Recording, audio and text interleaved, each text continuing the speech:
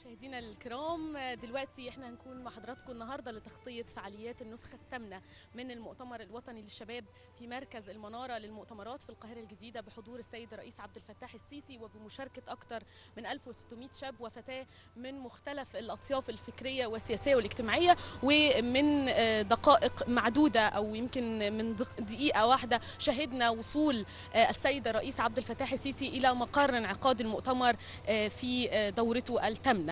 اسمحوا لي كمان ارحب بزميلتي العزيزه اللي هتشاركني هذه التغطيه النهارده، أدا إبراهيم. صباح الخير يا أدا. صباح الخير آية، صباح الخير مشاهدينا الكرام. النهارده احنا معاكم من داخل مركز المناره من مشاركه فعاليات المؤتمر الوطني الثامن للشباب. مجموعه كبيره من to report on the 8th youth conference. A large group of youth center representing all the strata of young people are taking part, are attending the conference. This 8th version of the youth conference is going to tackle a number of items on each agenda.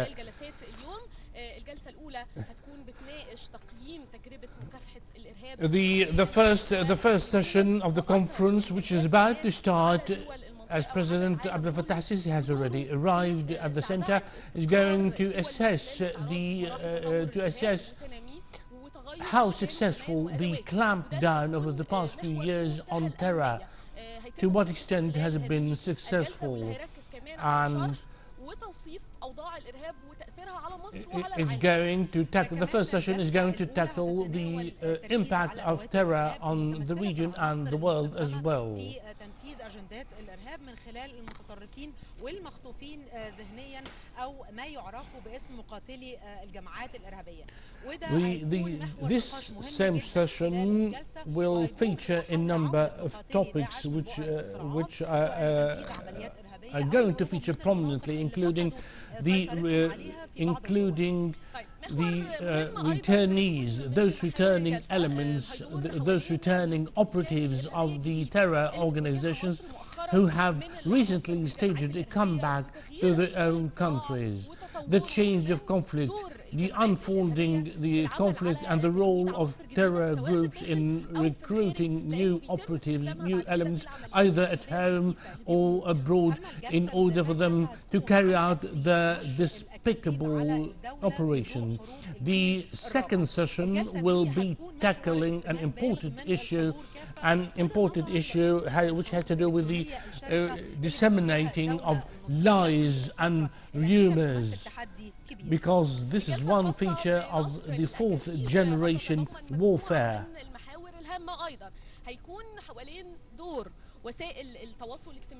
The role of social media will be another. The role of social media as well will also be tackled, because it's also a feature of the fourth generation, which has now been taking shape against the Egyptian state. How to another session, the third or the last session, will be devoted to shaping and reshaping false awareness. That's to say, making people or persuading people of things which are not true.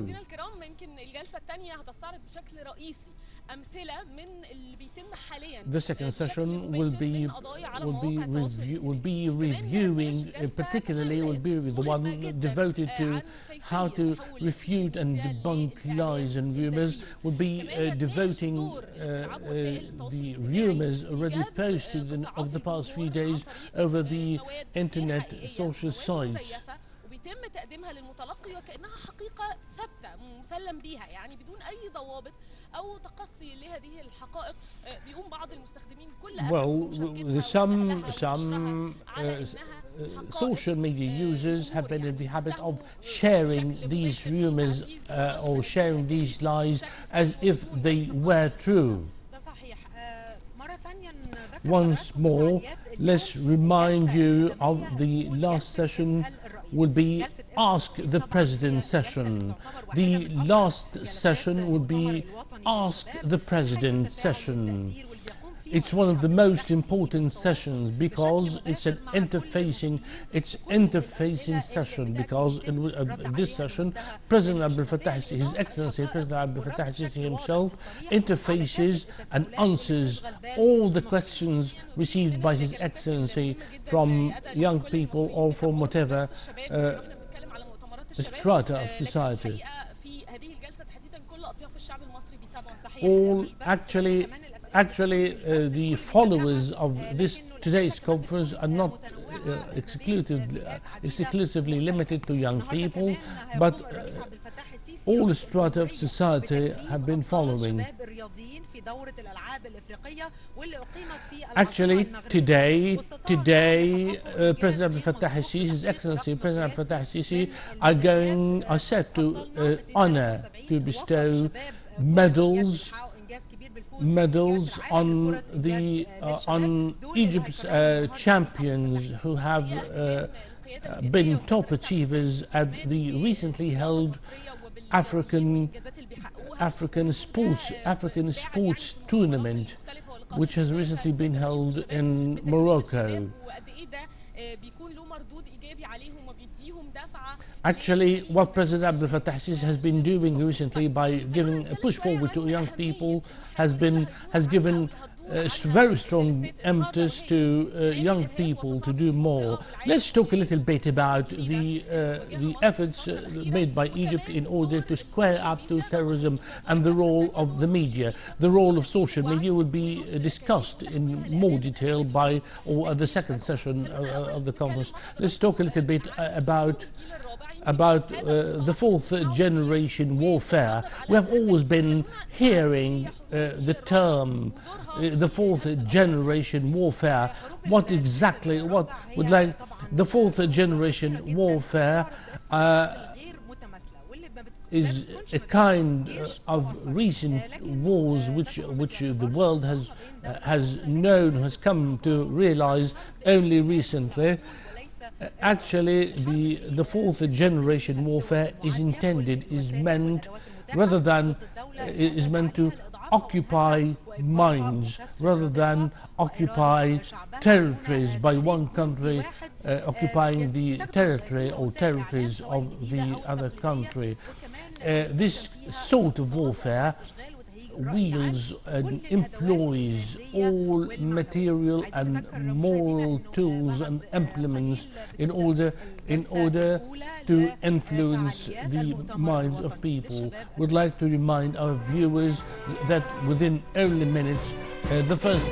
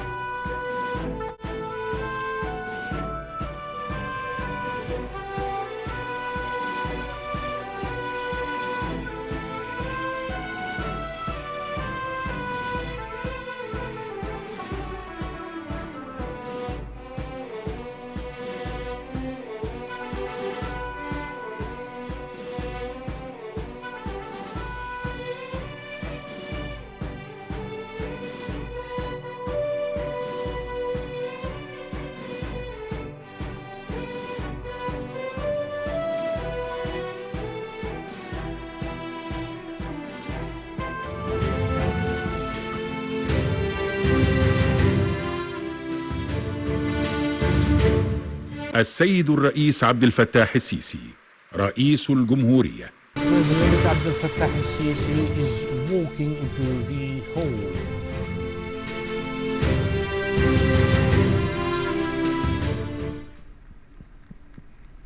السلام عليكم. Good morning. Peace be upon you all. Many happy returns to you all. Good morning to you all. Please sit down.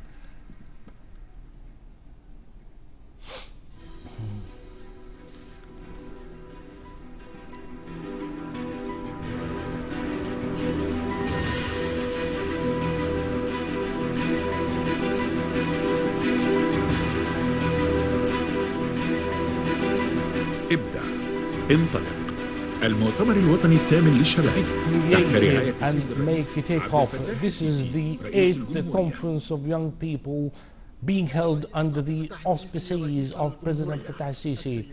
Your Excellency, President Abdel Fattah al-Sisi, dear audience, good morning to you all. Many greetings to you all at the 8th Young People Conference. We do really hope that this 8th conference is hoped to give young people impetus, in order to give young people this impetus after the country has already undergone a dangerous or perilous stage or phase in its history. This is a new version. Actually, the conference was at one time a dream on the minds of young people. However, many versions have, of the past few years, have taken off in Alexandria, Ismailia, and some other places. These conferences have, over the past years, provided platforms of quiet discussions and quiet debate, out of which a lot of useful and constructive ideas have emerged.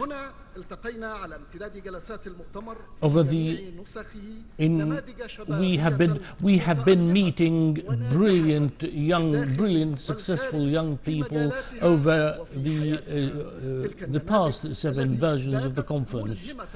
Actually, these models on which we have cast light on have been a model to follow.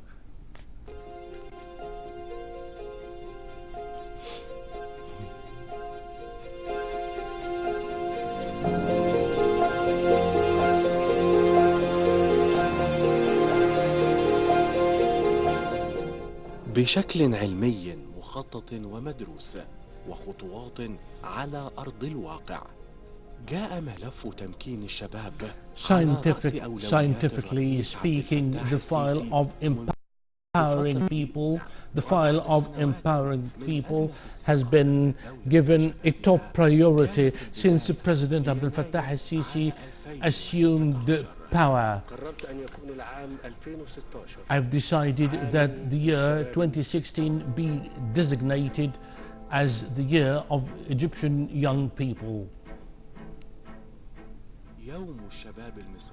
The audience at the conference, ladies and gentlemen, are watching a video footage of the drive which President Abdel Fattah al-Sisi has been driving in order to expand the empowerment of young Egyptian people.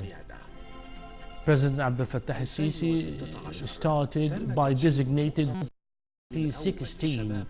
In the year 2016, the first version of the young people of the youth conference was designated to be a platform for dialogue among young people.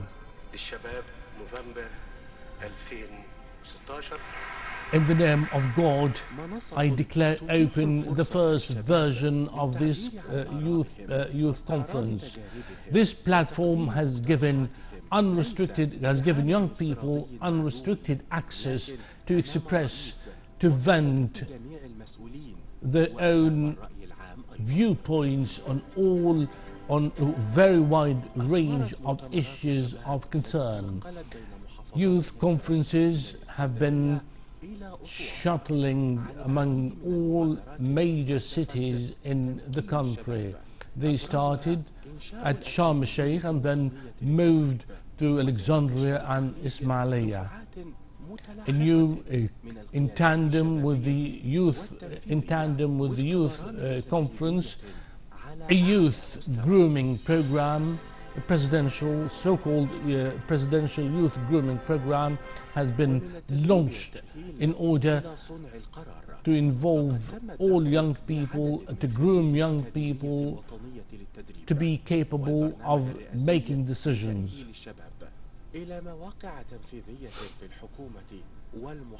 Young people have been appointed to high government posts. They have been appointed to assistant ministers, assistant governors. Working groups of young people have also been formed in order to give assistance to all major agencies of the government in order to give much needed assistance to these agencies.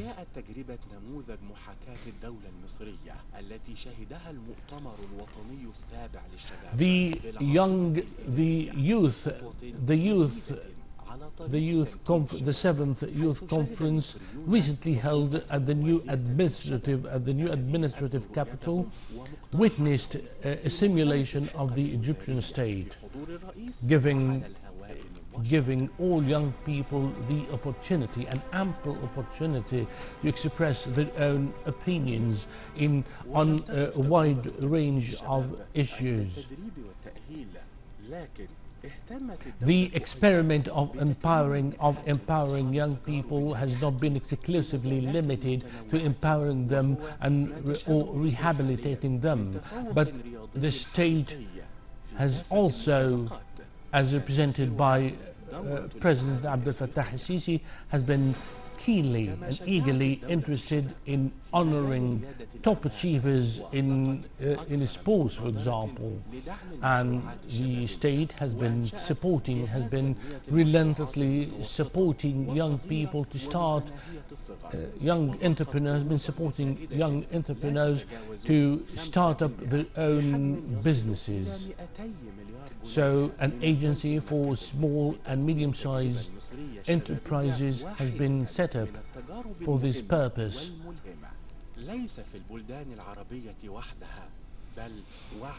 Egypt's experiment to empower young people has been an inspiring one, not only for the Arab world, but for the entire world, even to the extent of the United Nations itself paying tribute to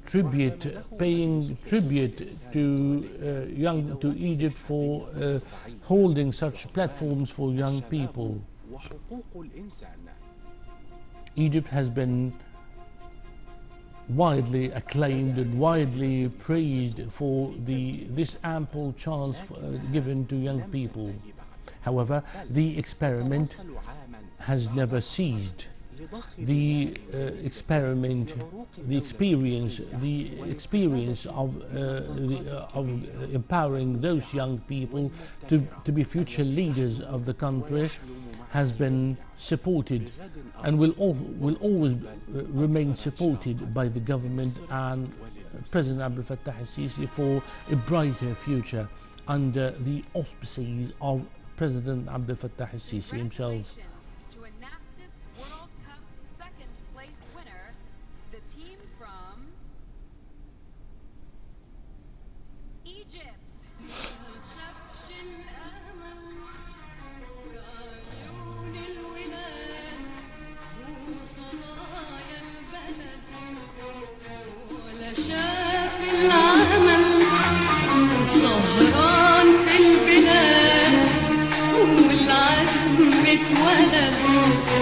الأمل في عيون الولاد وصبايا البلد ولا شاف العمل سهران في البلاد والعزم اتولد ولا شاف النيل في أحضان الشجر ولا سمع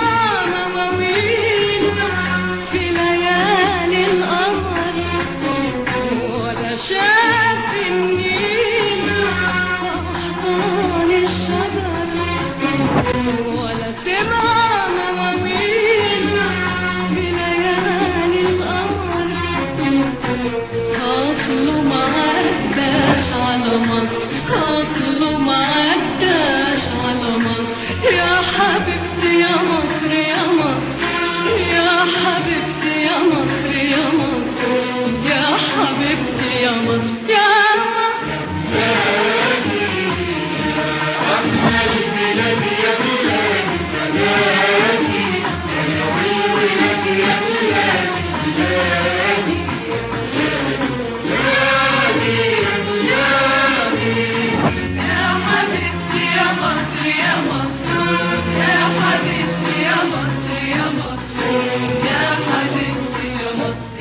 مصر ما شافش الرجال السمر الشداد كل المحن ولا شاف العناد في عيون الولاد وتحدي الزمن ما شافش الرجال السمر الشداد وكل المحن ولا شاف العناد في عيون الولاد وتحدي الزمن ولا شاف إصرار في عيون البشر بيقول أحرار ولازم ننتصر ولا شاف إصرار في عيون البشر بيقول أحرار ولازم ننتصر أصله ما عداش على مصر أصله ما عداش على مصر يا حبيبتي يا مصر يا مصر يا حبيبتي يا مصر يا مصر يا حبيبتي يا مصر يا مصر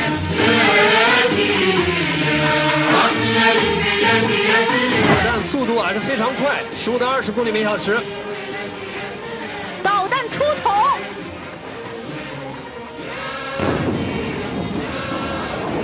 漂亮，空中开花，很漂亮的一个空中开花。真的是萨拉赫里的陶菲克，最美妙的好人，是的，我想到现在的他们。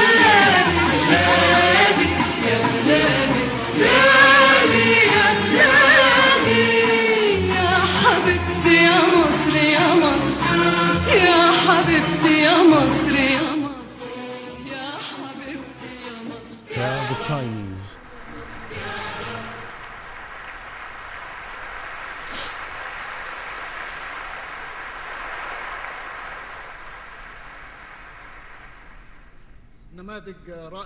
These have been all brilliant and excellent models of how Egyptian young people have achieved.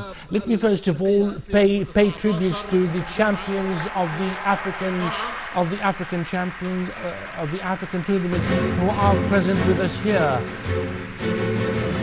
Yeah, they are dressed in red. Those young people dressed in red are Egypt's athletes who have recently taken part in the African sports tournament, which has recently been held in Morocco.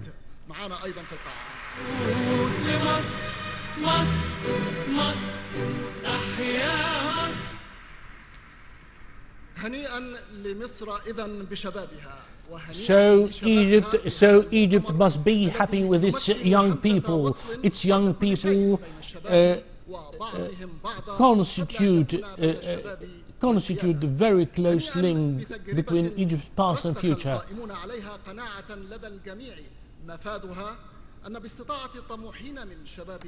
Now everyone has come to realize that those people, those Egyptian people, are capable of realizing ambitions, realizing their own ambitions, and to realize hopes pinned on them by their own country. They have been contributing immensely to all seven versions of youth conferences held recently, from the very beginning, from the very start in Sharm el-Sheikh in 2016 and up to this present conference. Your Excellency, President Abdel Fattah el-Sisi, the 8th Youth Conference includes the following activities: the opening session, which has to do with entitled "The Assessment of Egypt's Experience in Combating Terrorism." The number 2 session will be devoted to the media impact, or the impact of disseminating through the media of lies and false news. And then comes the closing session, which is entitled "Ask the President." All terror organizations have been relentlessly waging a war against Egypt in order to bring down the country, in order to scorch the land, to burn the country down.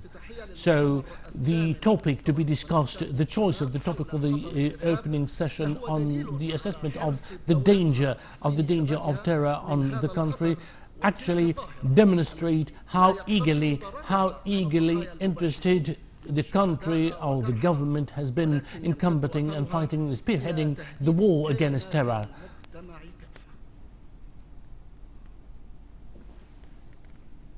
في عام 2018 تكلف العالم اقتصاديا 60 مليار دولار بسبب الإرهاب، ويوميا يحصد الإرهاب أرواحا لا تقدر بثمن. A video footage being screened inside the conference hall. It says that in 2018 the entire world has had to incur $80 billion US dollars in its fight against terror. ولكن هو اختلاف وتطور العصر وتعقد الصراعات الذي جعل للإرهاب أشكالا متنوعة. فهناك إرهاب with the elapse of time, terror has been taking so many forms and so many shapes.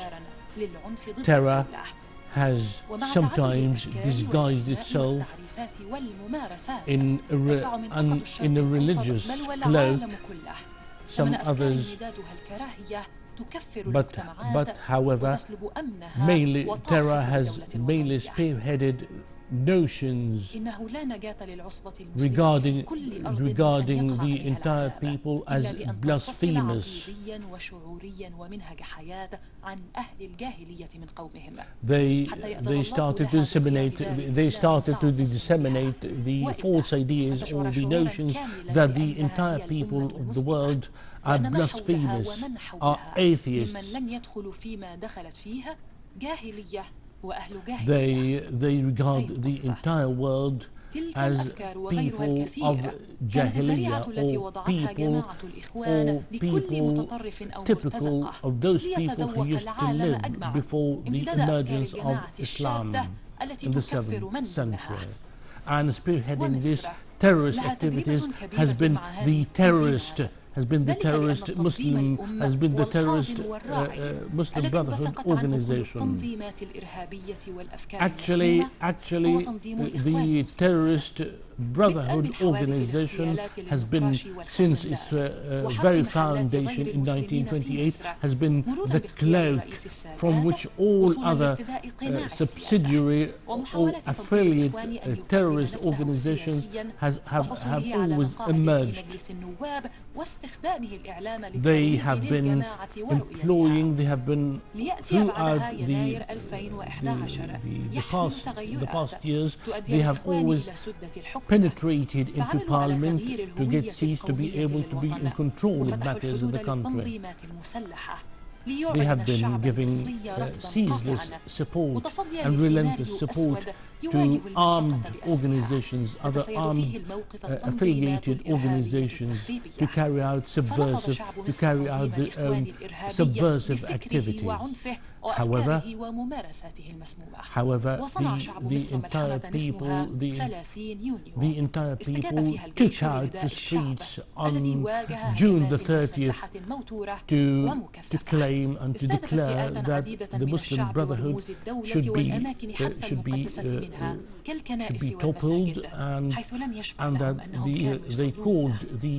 فالجيش لم يكن فقط يحمي حدودا بطول 1000 كيلومتر غربا، call made by the people and aligned itself with the people to topple and oust the Muslim Brotherhood. وإنما لعب دورا محوريا في حفظ مؤسسات الدولة The terrorist Muslim Brotherhood has been toppled by the army together with the people since the year 2013. However, those terrorist organizations spearheaded by the terrorist Brotherhood organization has been spearheading cyber wars, cyber warfares by disseminating false news. They have been employing social media. However, Egypt has been spearheading a warfare, has been spearheading a war against such war, such clandestine organizations. Egypt's experience in fighting those terrorist organizations has demonstrated, has evidenced it to the entire world that Egypt has successfully managed to contain such organizations. The Egyptian army has proven to be that it comes first among all armies of the world to align itself with its people.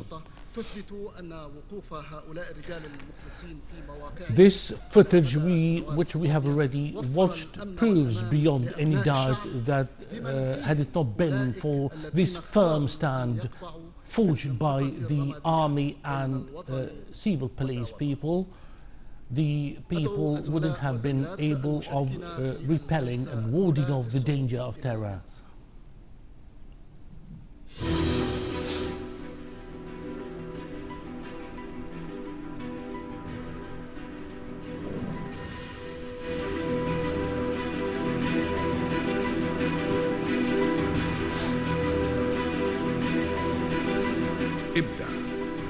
Be creative, be innovative, and make your takeoff. This is the slogan always made by such youth conferences.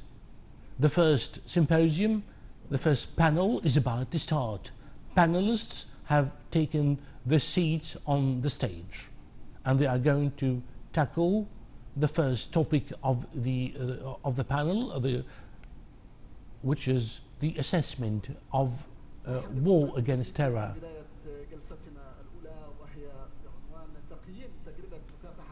The assessment of the experience of fighting terror by Egypt is the topic, the issue to be discussed, to be debated by this first panel.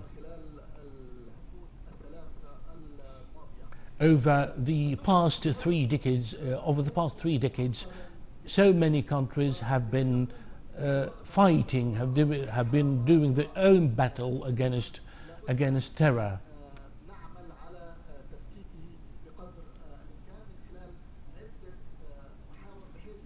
However, we have to break up this topic which is to be discussed, to help the audience attending and to help public opinion understand what has been going on. Dear audience, Dr. Khalid Okasha, the first panelist, he is the director of the Egyptian Center for Fighting Terror. Young researchers, Ms. Tuqa Al-Naggar, Mr. Mahmoud Qasim, they are young researchers at a number of think tanks in Egypt concerned with fighting terror. Well, this is the. Let's start talking about the assessment. Everyone knows that that a few days ago, the United States observed the anniversary of September the 11th attack on the United States, terrorist attacks on the United States. My question is,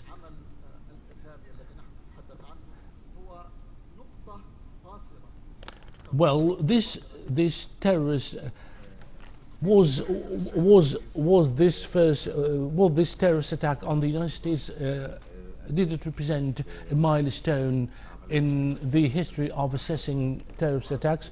Well, the answer, it has been a milestone in helping to drive the course of action against terrorist activities.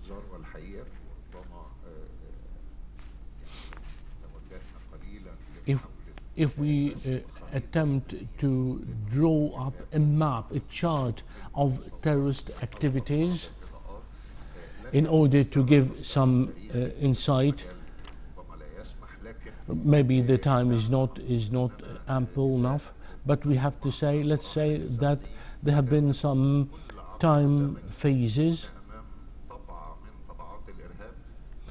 Well, at every phase we had to face a new version of terrorism.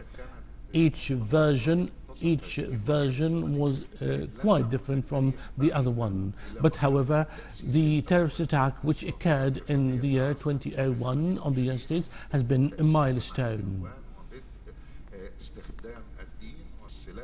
We have seen the disguise of terrorist activities disguised as religious people and the use of religion. Well, actually,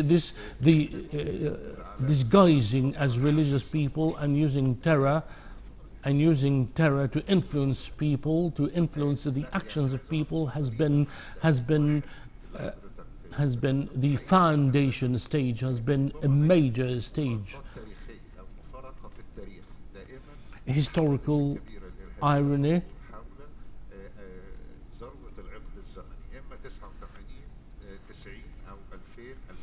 Well, actually, it has been a historical irony that such terrorist attacks usually, as we have noticed, that they usually occur at the head of a decade, like the year 1989 or 2008.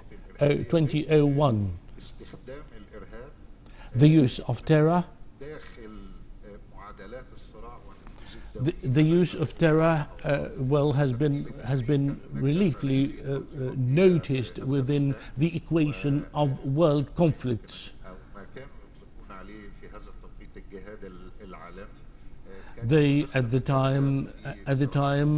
At the time, terror was employed and was dubbed at the time as international jihad or international holy war.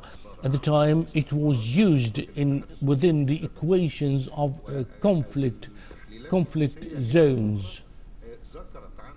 Some other analysis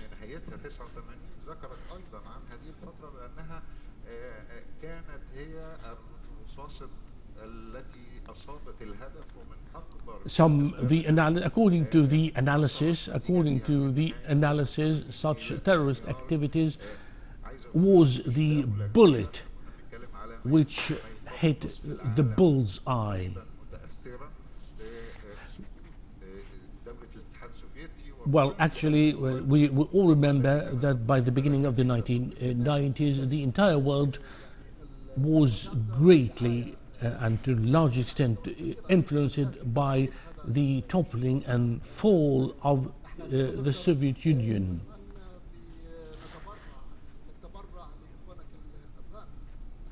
Well, we remember, we remember quite well at the time of the 90s, people would go down the street and say, donate money, raise money for your Afghan brothers. Yes, there was a massive massive propaganda machine that that attempted to depict the entire story as a story of realizing a certain target. In 2011,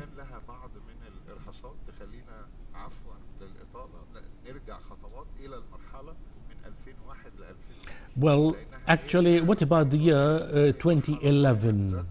Well, if we are going to assess the phase of 2011, we have to go back. And I'm sorry for taking lengthily on the matter. We have to go back to the year 2001. Days after the operation against the United States in 2001, the two Twin Towers.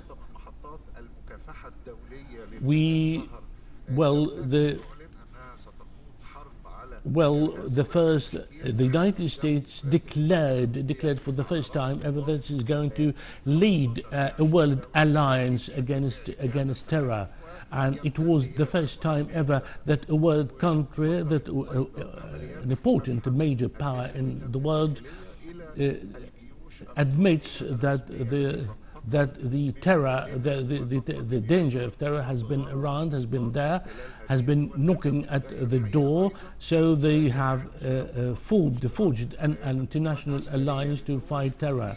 We have seen countries sending troops. We have seen the United States and some other countries sending troops to some other countries in order to fight terror. It has to be mentioned as well that within the United States itself, there has been ever since a flurry of analyses by US experts and US terror experts on terror as a disguise or a terror as a pretense for attacking other countries and attacking and assaulting other people.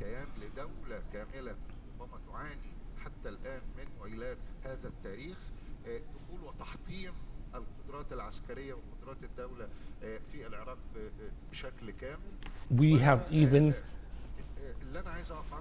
seen that the capabilities of an entire country such as Iraq has been immensely devastated, and this has been the first time ever to see such a country being invaded by another country and to topple the ruling regime and devastate the entire capabilities of the country. From throughout the years 2007, 2008, 2009, the entire world started to labor under the delusion, that phenomenal terror has started to subside or has started to recede. However, this was not the case. Terror activities have been brewing, and they only waited to be triggered off. As we have all seen in the so-called Arab Spring, when everyone who was being groomed, who was being prepared, were prompted in 2011, since 2011 in Egypt and other countries, were prompted to come out, to take the streets. So what the entire world thought of as years of defeat in which the terrorist activity had been defeated, actually they were years of latency during which terror had only been latent to re-emerge and resurface once more across the world.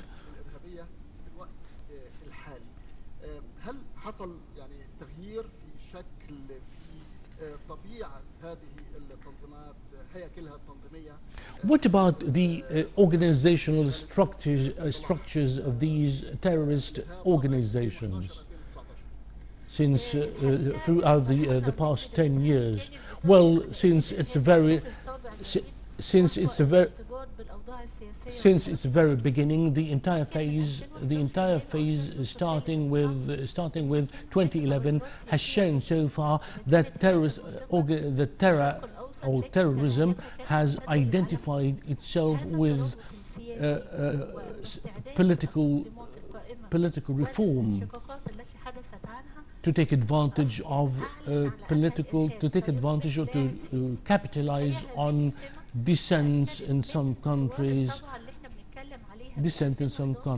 Of course, the version we have been talking about the version from running from 2011 until now.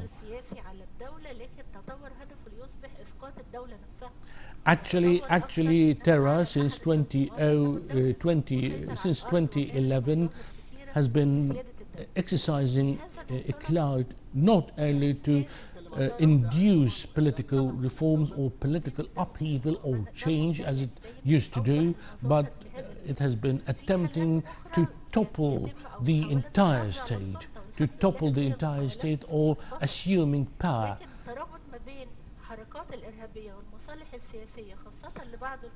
There has been a linkage of interest between some terrorist organizations on the one hand and conflict-scarred regions has been evident.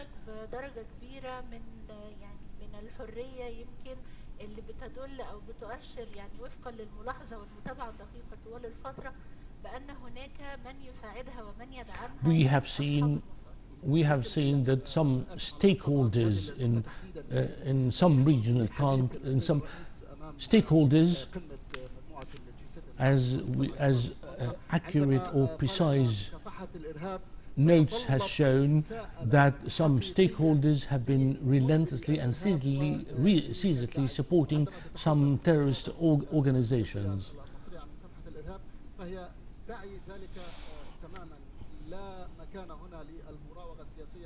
When the Egyptian state said that it has been taking action over the past few years to fight terror, actually it means business. It means that actually it has been spearheading such a campaign, such a clampdown on terror. No place for maneuvering.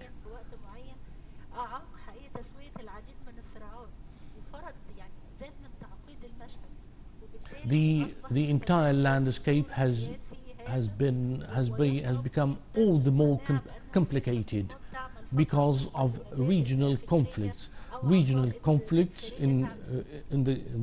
Conflicts marring the entire Middle East region have delayed the settlement, or has to a great extent delayed the settlement or the quelling of such terrorist activities. Terrorist organizations, we have to admit, have their own capabilities. They have shown a shift, a qualitative and quantitative shift. There has been a larger number of terrorist activities resurfacing and emerging from scratch. In some estimates, there have been more than 100 terrorist activities. They have been planning, carrying out such terrorist organizations. According to world estimates, there have been 230,000 such terrorists dotted along all such terrorist organizations, particularly in the Arab region and Northern Africa, the Middle East region, and then comes Africa and Sub-Saharan Africa,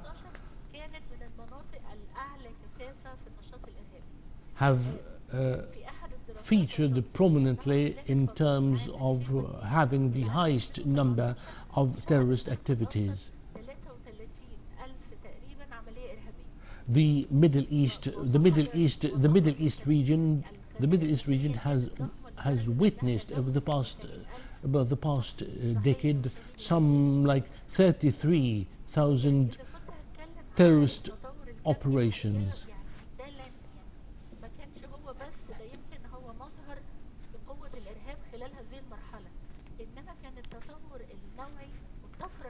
Quantitative shift has not been limited, has not been the only manifestation of the growth of terrorist organization. There has also been a qualitative shift. The structure of a terrorist organization has undergone a radical change. Hierarchical system always characterized such terrorist organization. A pyramid-like structure used to be the main or the major feature. It's a brotherhood, and it's the terrorist brotherhood organization which has been attempting to maintain this manifestation of hierarchical or pyramidal structure. However, there have been some other cells working according to their own shapes or activities. Now, some terrorist organizations, the organization Brotherhood, as well as some other organizations, have shifted from the hierarchical or pyramidal shape into the cluster or networking structure, which makes it all the way harder to trace and pursue members of this of the organization. For example, if the organization is being targeted by security agencies at some cluster or at some of its parts, the other parts can readapt their own position, their own situation, can readapt to the situation and accommodate themselves to the new situation.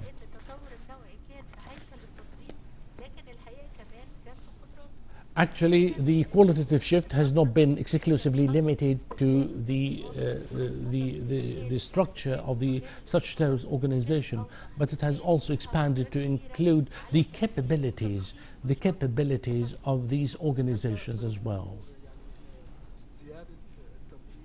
They have been wielding more weaponry and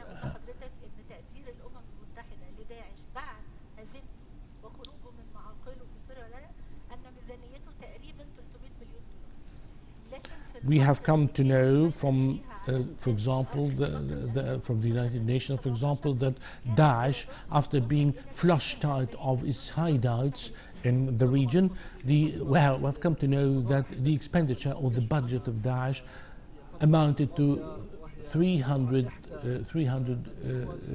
million US dollars.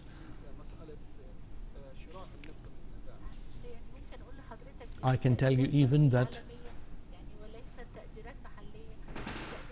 I can even quote world global estimates that 80%. Let me quote for you international estimates which show that until 2007, Daesh used to generate revenues by smuggling oil, for example, smuggling oil from producing countries to consuming countries as well.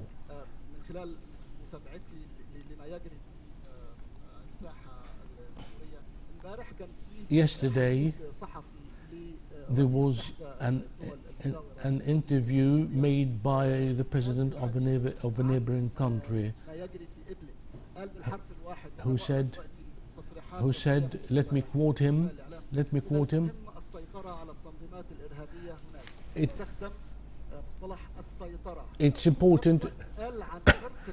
it's important to control terrorist activities there, and he used the term control in Idlib in Syria.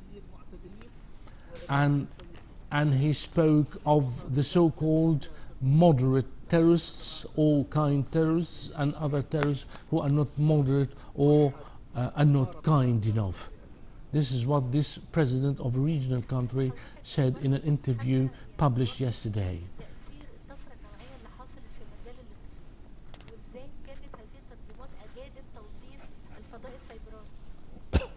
Those terrorist organizations have been capitalizing well on the cyberspace.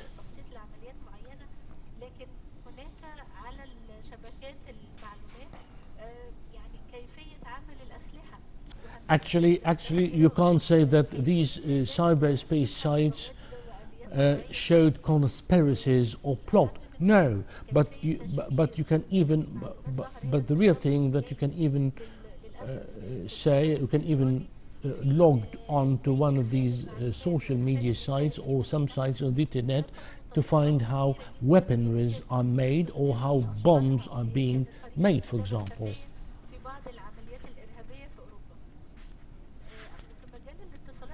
In the area of communications, we have to go back to an important point. What about the victims? What about the victims of terrorist organizations? It's important for the public opinion, particularly young people, to know clearly the human cost. The human cost has been so dear. I'm here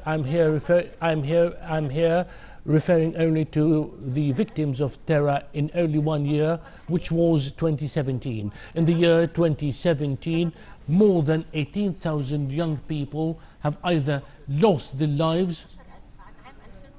In the year 2017 alone, 18,000 people have either lost their lives or have ever since been maimed for life. In the first half of the year 2019, there has been an increase of 22%. There's been an increase in the first quarter of the first half of 2019. There's been an increase by 22% in the number of casualties.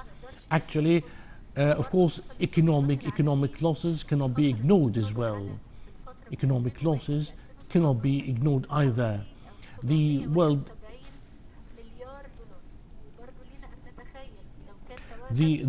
economy has lost something like $771 billion because of terror across the world. And let me go back again to the qualitative shift in the area of communications among terror activities, because communications have been an important part for influencers. They have been turning to very good account the cyberspace.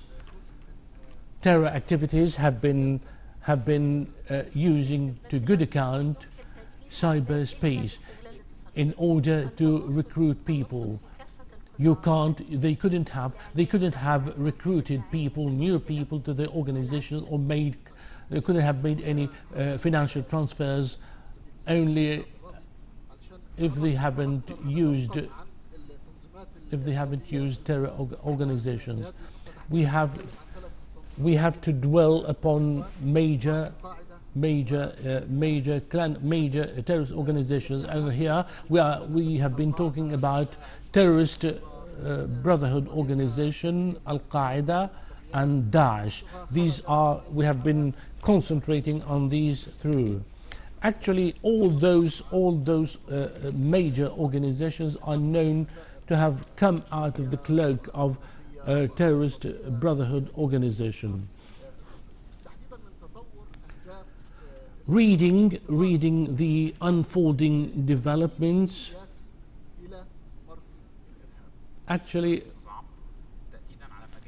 to substantiate all the talk made by the brigadier Khalid, we have been detecting three major terrorist organizations. terrorist brotherhood organization. This number 1, Al-Qaeda number 2, and Daesh number 3.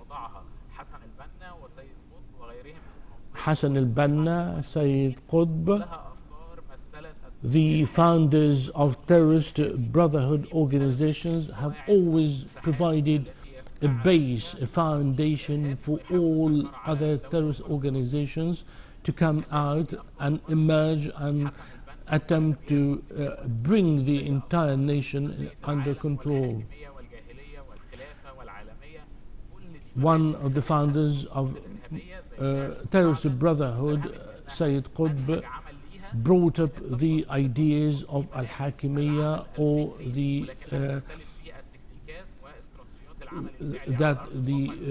the rules of hardline Islam should be applied to, have provided the basis. Ayman al-Zawahiri, one of Qaeda leaders, revealed that he and his organization of Al-Qaeda has been maintaining closer links with the terrorist brotherhood organization.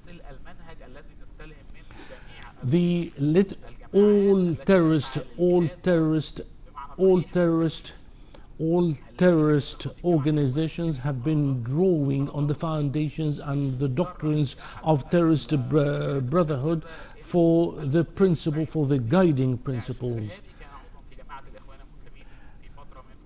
Even Sheikh Qaradawi, who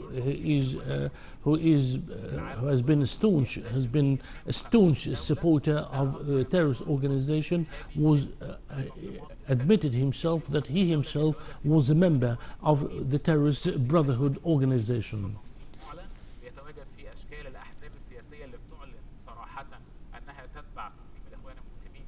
Even terrorist brotherhood has been represented for years by some political party, or seemingly political parties, claiming that they draw on the notions and the doctrines and principles of terrorist brotherhood as their own foundation of thought. They have been a terrorist brotherhood organization has been attempting hard over years in order to recruit more people.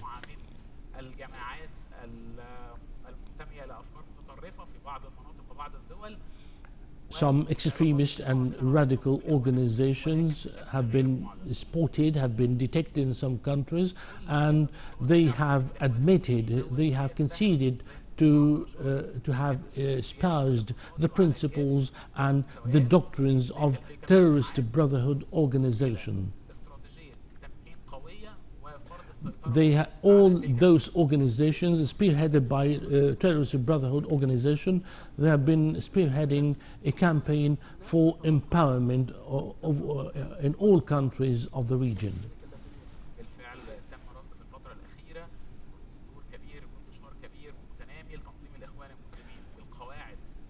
Terrorist brotherhood organization has recently been spotted as has been detected as supporting some organizations even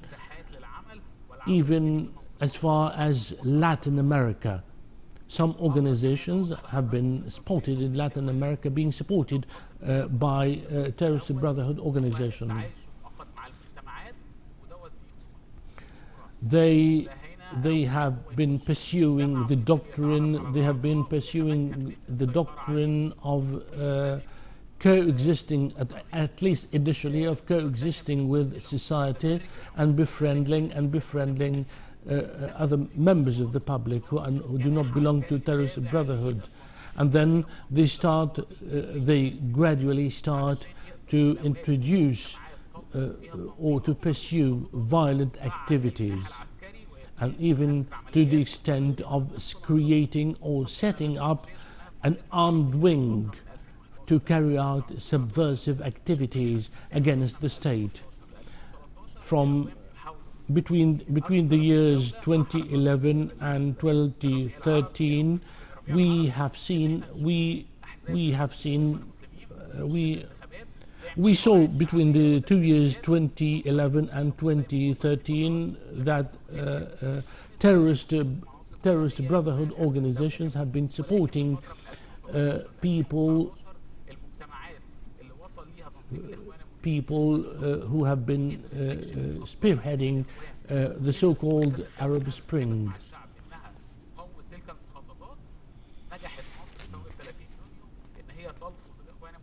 However, Egypt, by triggering and prompting the June the 30th revolution, has successfully managed to demolish and dismantle all and break up all plotted activities to topple the state.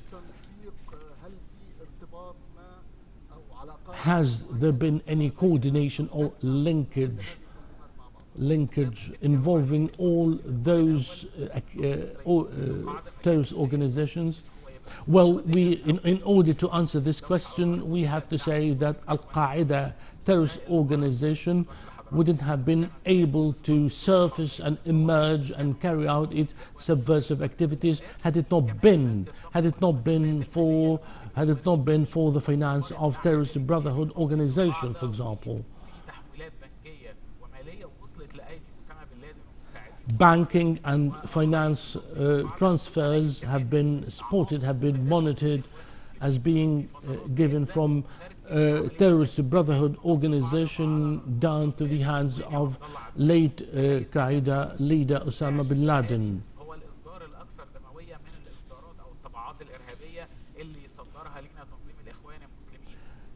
Al-Qaeda, Daesh has been the latest terrorist version exported by terrorist brotherhood.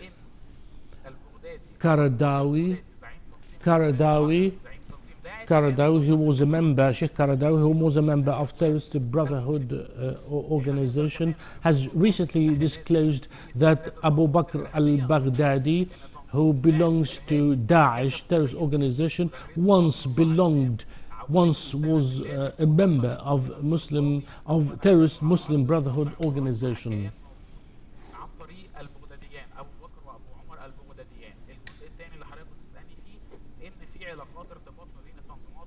You asked me about the linkage among terrorist organizations. Actually, let me refer to some. There has been joint exercises received by terrorist brotherhood organization members who have received military training in Syria and some other areas now plagued by Daesh organization.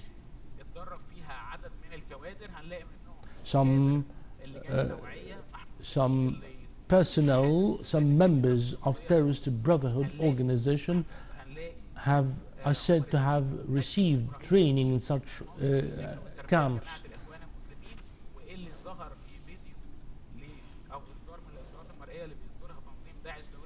One of the visual versions regularly released by Daesh, one of the members of Daesh confessed to having given training to Brotherhood, having given training to terrorist Brotherhood organization.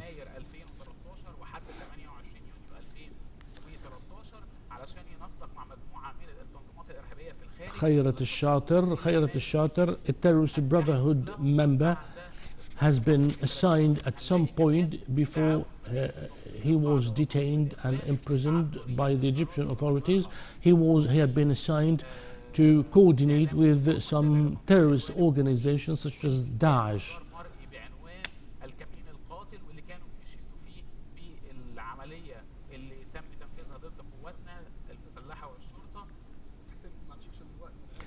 We are pressed for time. In less than a minute, has there been any what we can call a new revival of Al-Qaeda? There has been coordination, there has been close coordination between Al-Qaeda and Daesh in the region. According to international reports, we have found out that there have been recent attempts on the political landscape in order to revive or rejuvenate Al-Qaeda organization, clandestine organization.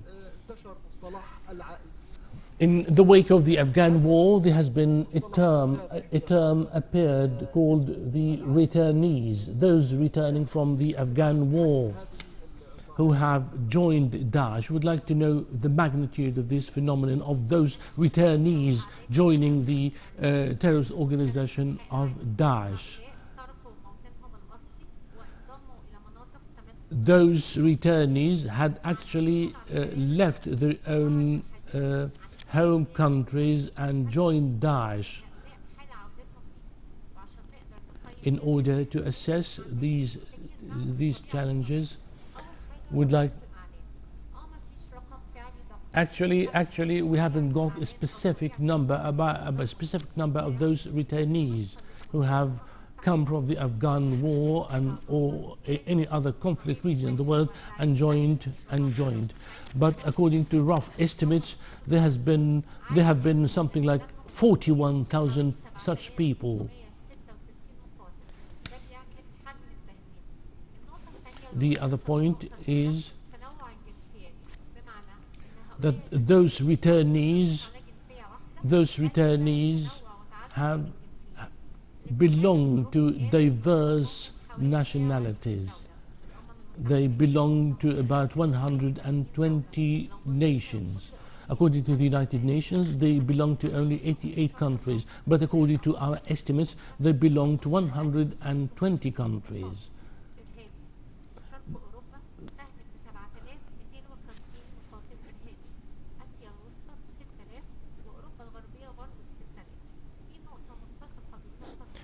The Eastern Europe, Western Europe have contributed each 6,000 such terrorist fighters to those clandestine terrorist organizations.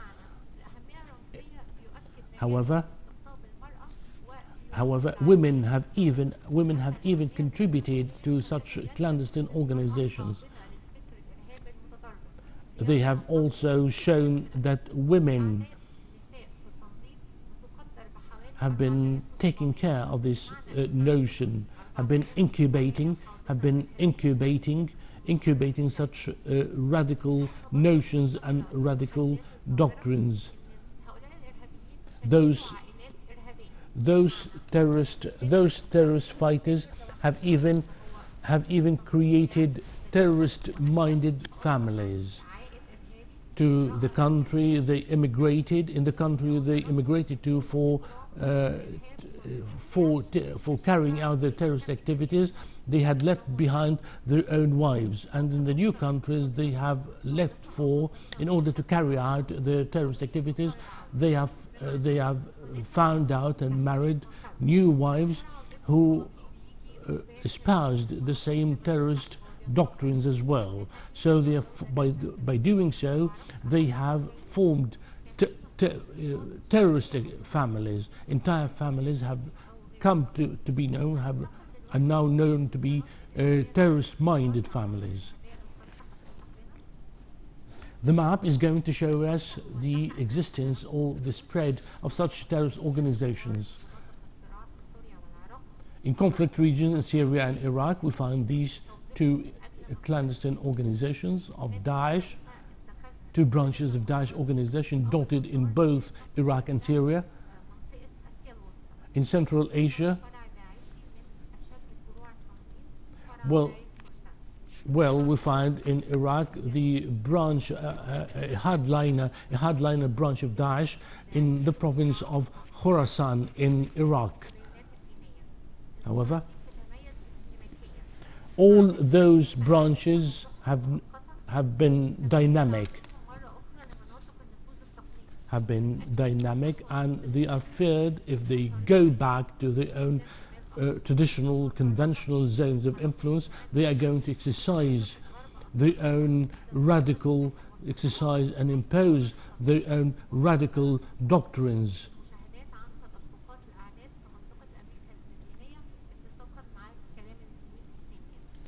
I also agree with what my colleague Hussein said about the spread of such terrorist mind organizations in Latin America.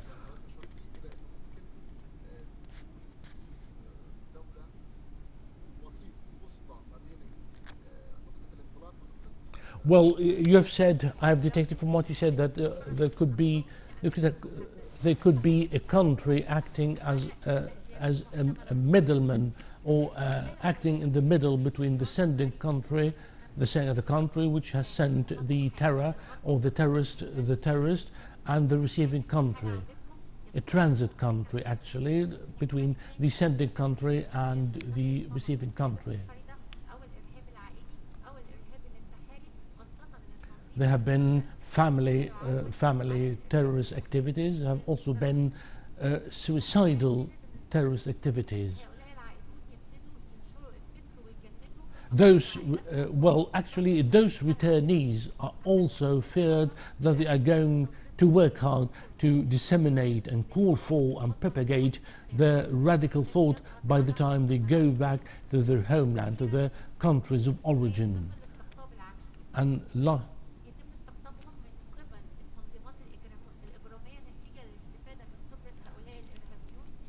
there has also been the so-called reverse recruitment. That's to say, criminal gangs, which have nothing to do with terror, criminal gangs attract those returnees in order to capitalize on their military experience and experience in carrying out subversive activities in the criminal areas.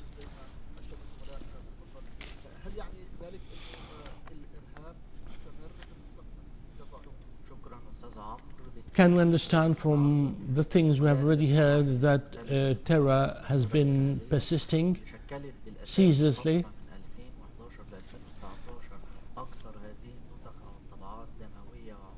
Well, we could say that terror between the years 2011 and 2019 has been the bloodiest version of terrorist activities because of persisting military conflicts. The entire region between these 2 years of 2011 and 2019 has been ceaselessly and relentlessly plagued, scarred by military conflicts, and this has provided an ample opportunity for terrorist activities, because a country plagued or scarred by a conflict actually doesn't feature any country bogged down or bogged down in a conflict actually doesn't seem to have any government to control everything, to control things.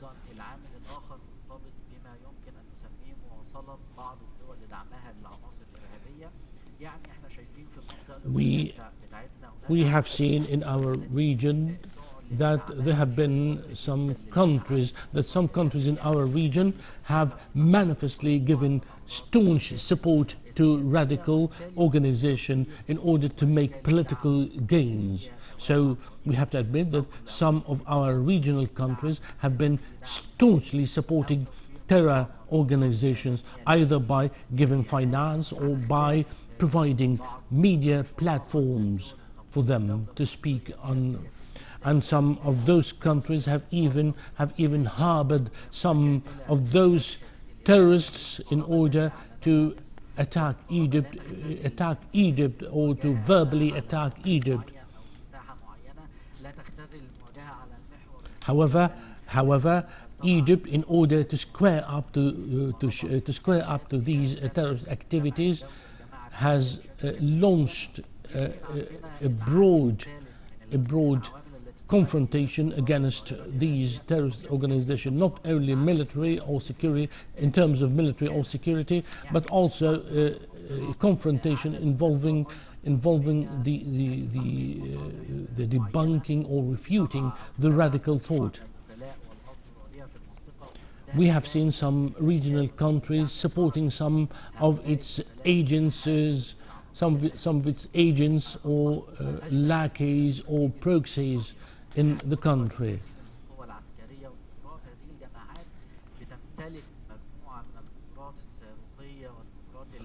We, according to estimates, some of these radical organizations have now come to wield immense missile and weaponry capabilities, because they have been supported by such regional countries. Some of these countries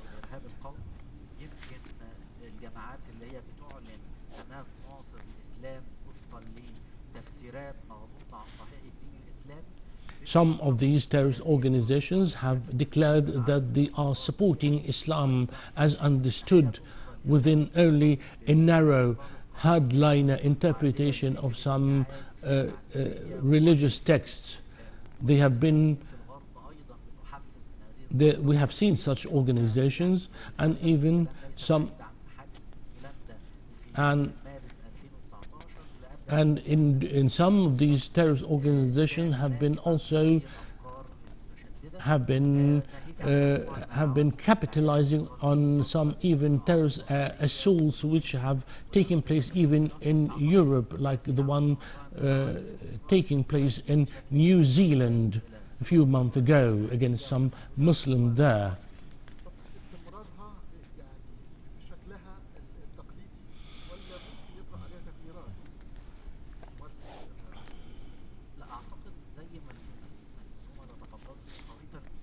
I believe that the future map of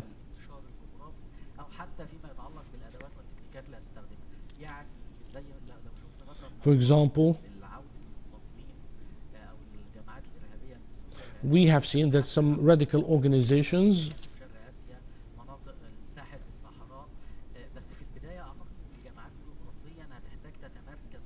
some of these organizations have to be situated in some influential regions in order to regain and restore its influence once more.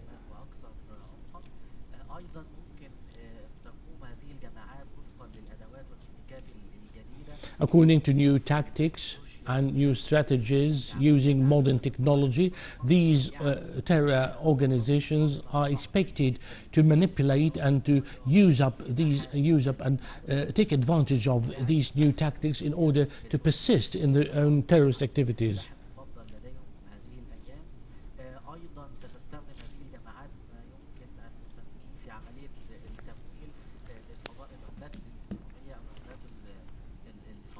Also, virtual currencies, the so-called virtual currencies, are also predicted to be used by such terrorist organizations in order to finance their own activities. In March 2018, a number of businesses, of companies were detected as they were producing some smartphones.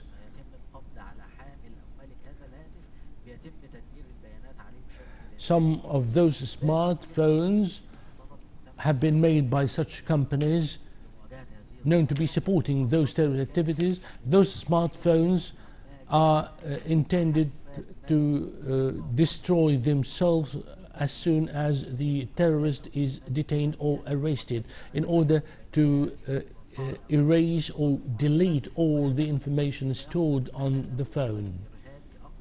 This helped greatly those terrorists use these phones and continue to carry out their own activities. Before I declare the session closed, let me go back to Dr. Khalid, the director of the Security Center, once more. For example, the return of those returnees from Daesh.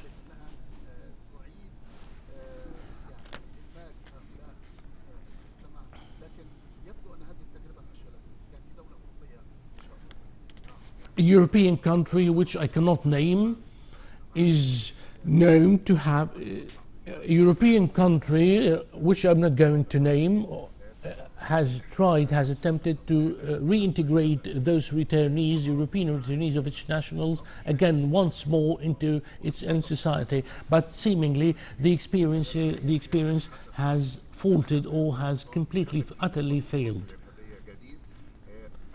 Actually, the matter is much more complicated. It's too complicated to merge or reintegrate those people once more into society, because those terrorists are not simple as they were in the past or in the past versions of terrorist organizations, because they have been engaged in such terrorist activities in clusters or in networks, so they couldn't have reintegrated into their own societies back once more.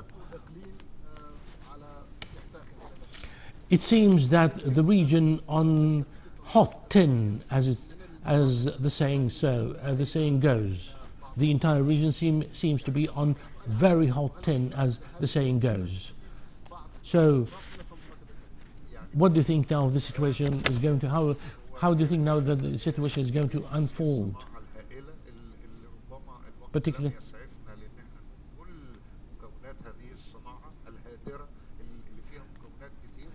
actually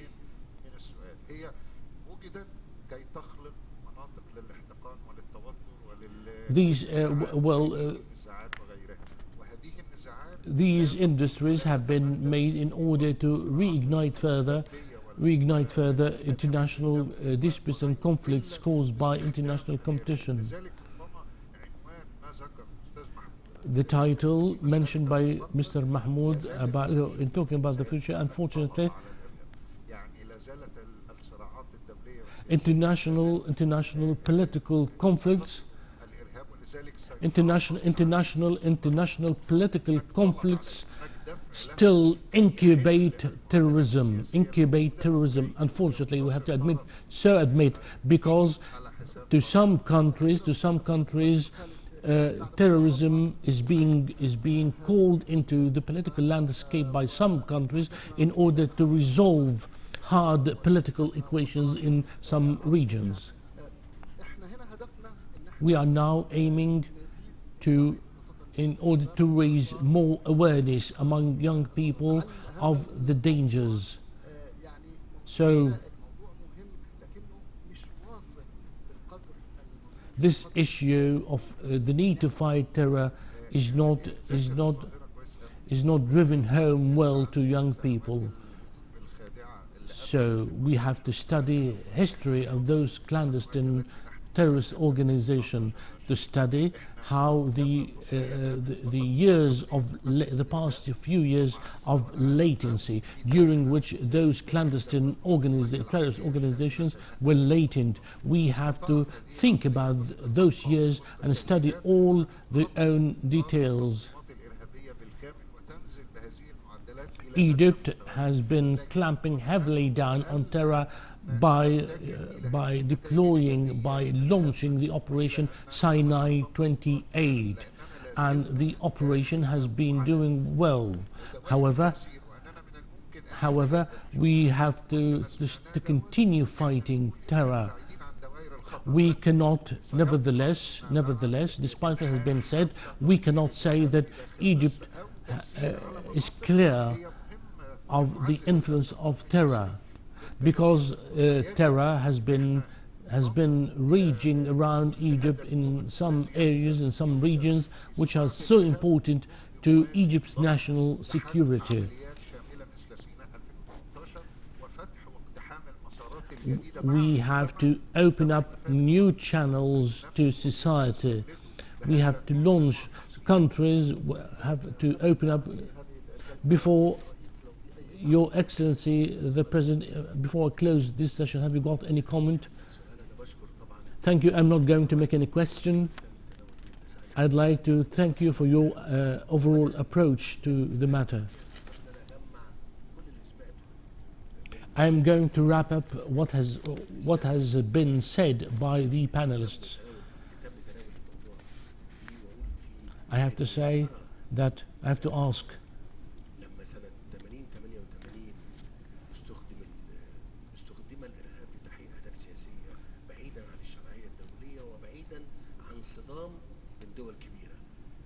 when terror was used. For example, if I'd like to enter a showdown, and this showdown or confrontation is entailing a very large showdown is entailed. Is terror the only solution at any cost of military or economic cost or military cost? In the years between 1980 and 1990. And actually, as you said, that the phase ended with the collapse, with the toppling of the Soviet Union.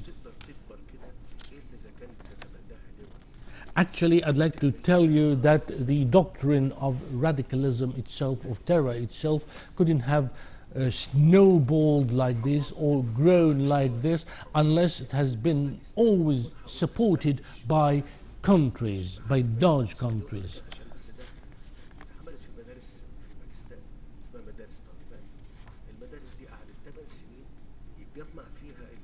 Taliban schools in Pakistan over 8 years, within the decade of years referred to between 1980 and 1990, those Taliban schools had been attracting young people and have been instilling and cultivating into them such radical thought. By instilling into them radical thought, you have given those young people the tools for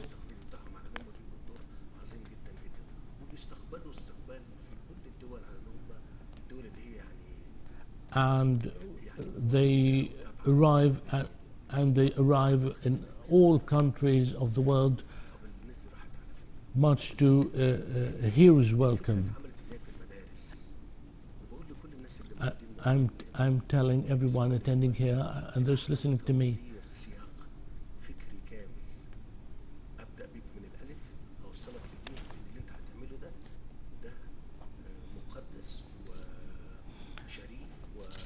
an entire approach has been pursued involving young people from A to Z, telling them that what you are going to do, as we are going to instruct you to do, is something honorable, is something fully in compliance with religion. In any creed, Muslim faith or Jewish, if you would like to create, to pursue, if you would like to create, if you would like to create in any of these three divine religions, Islam, Christianity or Judaism, you are capable of creating such or pursuing such an approach to convince people or to persuade people to kill other people under the pretext or under these guise of religion. This could easily be done by twisting or by taking religious texts out of their own context. The other point, this idea has supported other countries to build bases and to pay money to finance other countries to exercise clout or influence by using those terror-minded people. So we have now to defy two challenges. What are we going? The first, what are we going to do with this issue?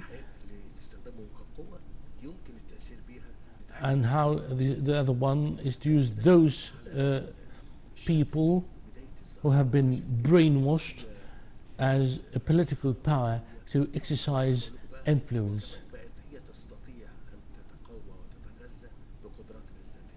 And even those organizations have been capable of feeding themselves on their own efforts, feeding themselves on their own feed, on their own self-capabilities, on their own capacities. There have been social media sites, but who is really the mastermind controlling all those social sites? It's not known directly. or clearly known who is or who has been the mastermind behind all those radicalism-oriented terrorist organizations. As Dr. Khalid said when he quoted the year 2001, there's been another critical juncture after what happened. There must have been a reaction by the United States because actually you attacked the world's superpower and you prompted the United States to action.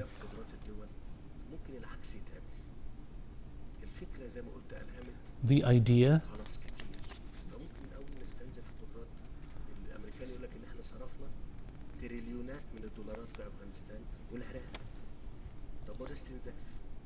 the Americans could say, for example, we have already spent billions of dollars in Afghanistan and Iraq, and this could be used in order to drain the resources, the capacities of other nations. Some things that could happen, the impact of which can only be clear only after some time has elapsed.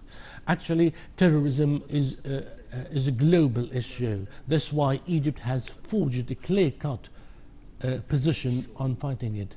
The aspirations, ambitions of people and future of people are being devastated.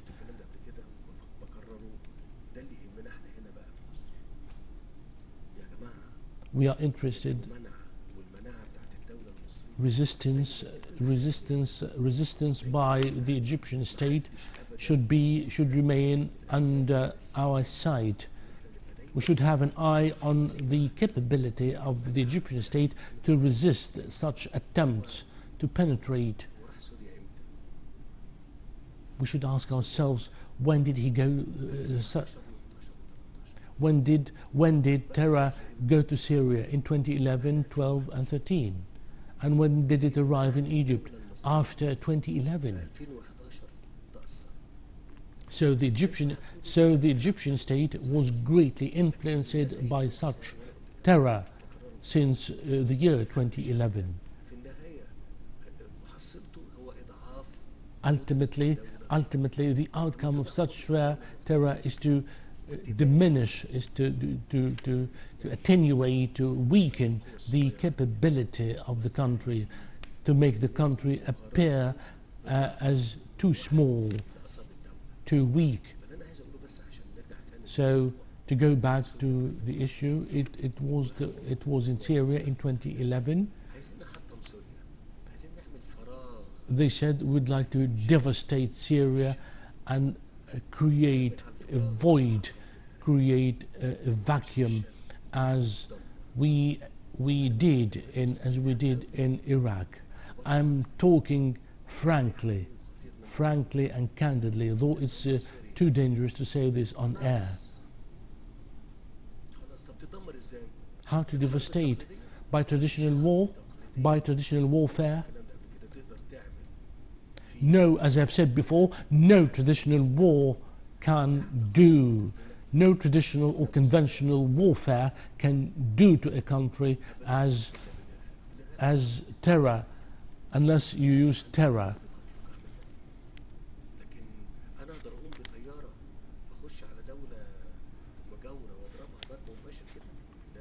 I cannot send aircraft to strike or launch air raids against a neighboring country. No, I can't do this. But through terrorism, through supporting terror networks and terror clusters, I can do this.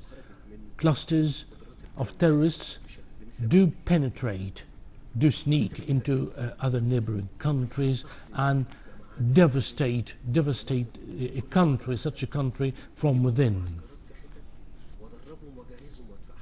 However, I can give them, such terrorists can be given weapons, can be given training at a remote area camp to be ready.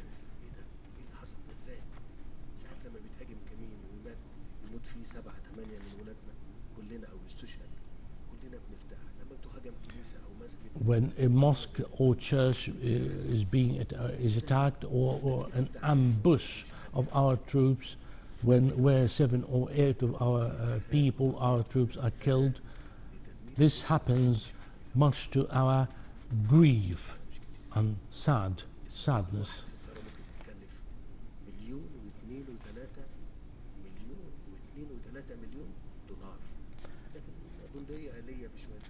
Well, actually, a missile carried by a military aircraft can cost $1 or $2 or $3 million US, but they can lay an ambush for our troops or attack a facility with some machine guns and some rounds of bullets.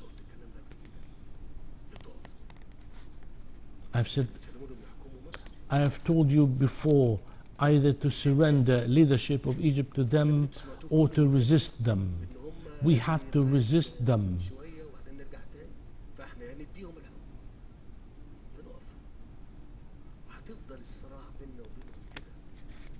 And political conflict between us and them will be persisting in the future, because they have been plotting to devastate Egypt, to ruin Egypt. We are going to lose our religion.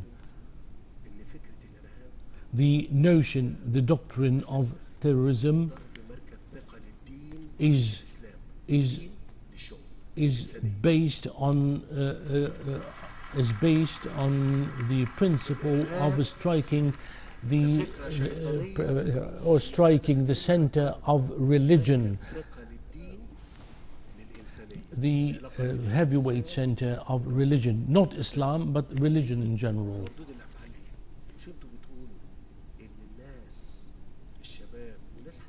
Gravity center is the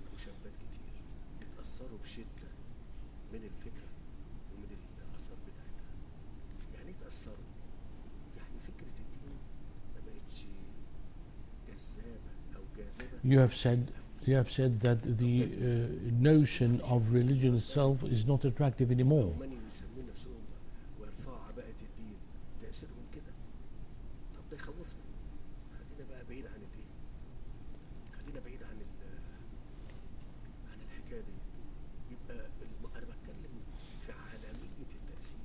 I'm talking about the global impact of those people.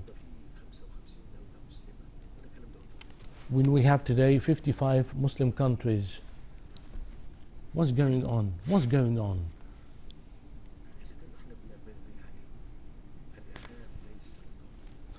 Terror is spreading as quickly and fast as cancer.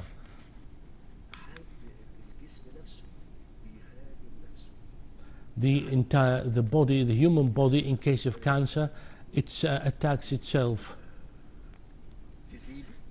either to remove cancer altogether or giving it chemotherapy or radiotherapy. And throughout these phases of treating this persisting cancer with chemotherapy or radiotherapy, the human body weakens. Terror is quickly spreads as quickly as cancer, human cancer.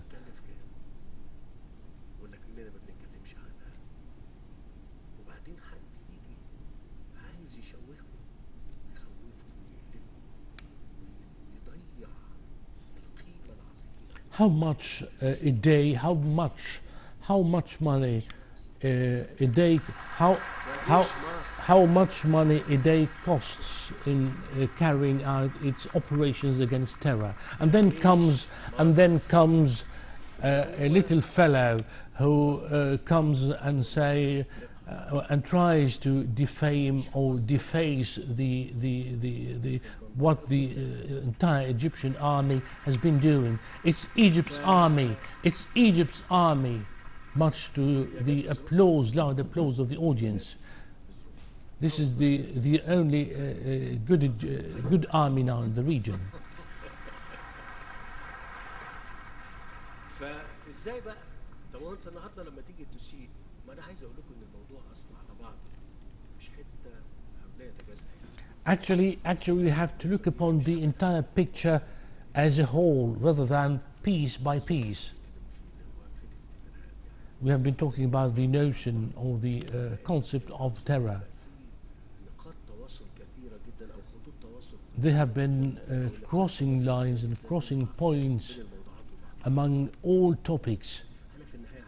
Finally, I'd like to say, finally, I'd like to topple Egypt. This is what they think of. How to topple Egypt. How to topple Egypt while Egypt has been persistently building itself and resistably building itself. I'm telling you important things. I'm telling you important things. How to topple Egypt. They want to topple Egypt. Egypt will not topple. Egypt will not topple unless its army topples before it. There has been a conspiracy, there has been a plot or conspiracy against the Egyptian army, the Ministry of Defense and the Ministry of the Interior or the police. This joint conspiracy have been targeting both of them in order to topple the entire nation, to topple the country.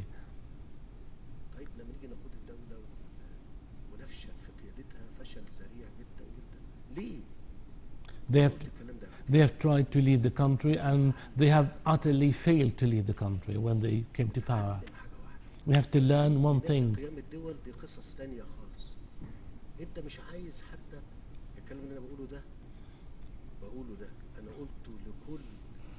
What I'm saying now, what I'm saying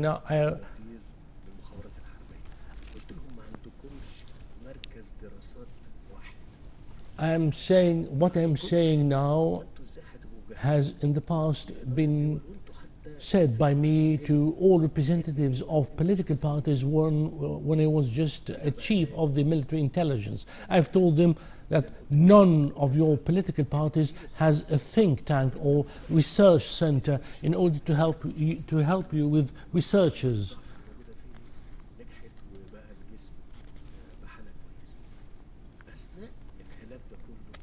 During this therapy, during this chemotherapy, the president is likening the state of the country when it's being penetrated by such terrorist organizations to a human body which suffers a lot of weakness and attenuation even as it's being treated with chemotherapy or radioactive therapy.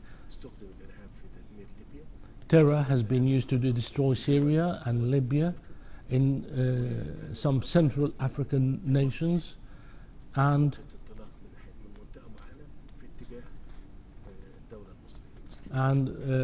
terror started from a launching pad somewhere against the Egyptian state.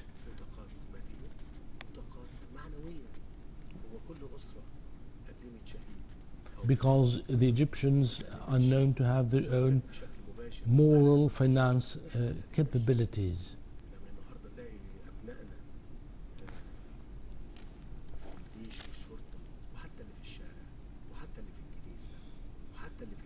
We have been grieved. We have been grieved for the loss of our children, our people, our young people and children in the army, in the police, even down the street, even our people in church. We have been grieved by the loss at the hands of terror. Those countries which were those countries gripped by terrorists will not be further developed.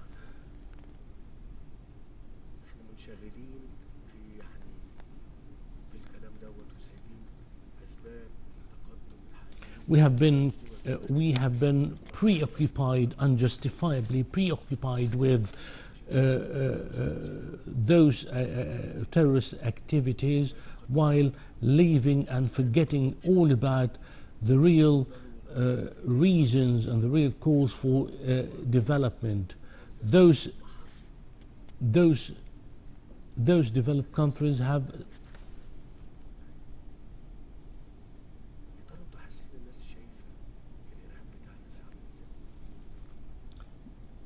Do you see how those people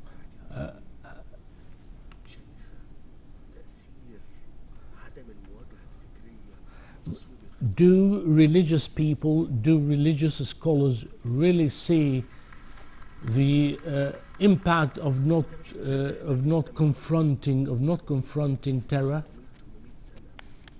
Don't you realize that we are lagging behind the developed world by 700 or 800 years?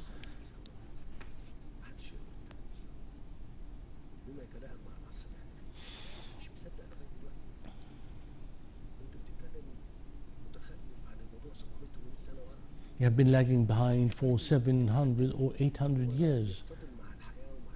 Those extremist or radical people taking religion as disguise have been running on a collision course, with society and its consistent principles. Allah did not create the world for people to remain in conflict.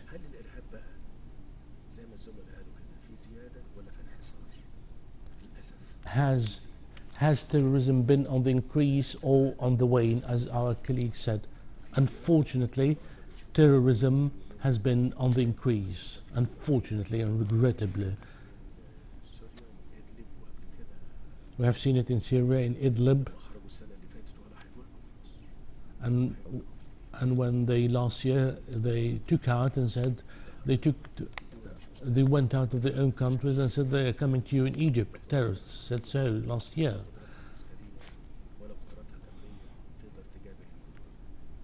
So the phenomenon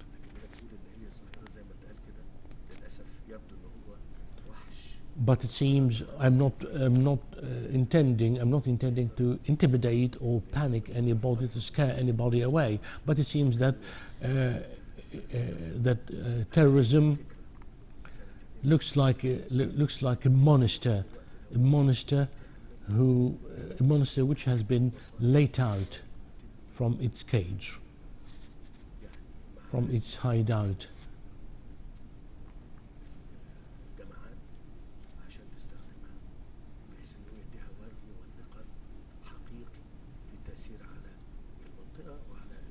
Organizations have been wielding terror in order to give themselves gravity weight. You have been talking about returnees.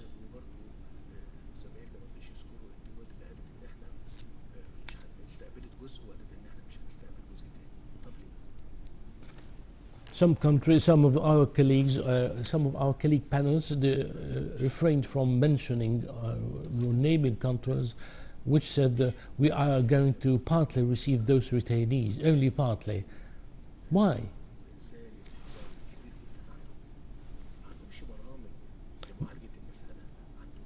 They have programs to tackle the issue.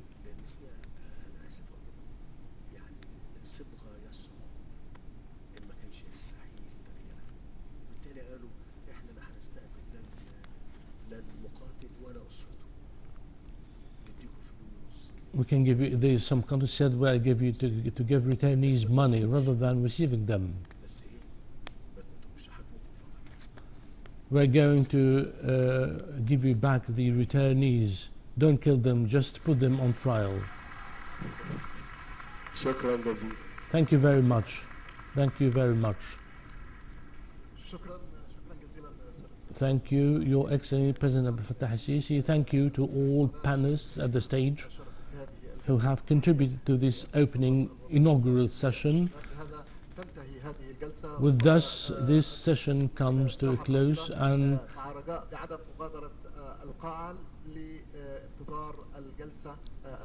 we are now breaking for some rest. We are now going to break for some rest, and please don't leave.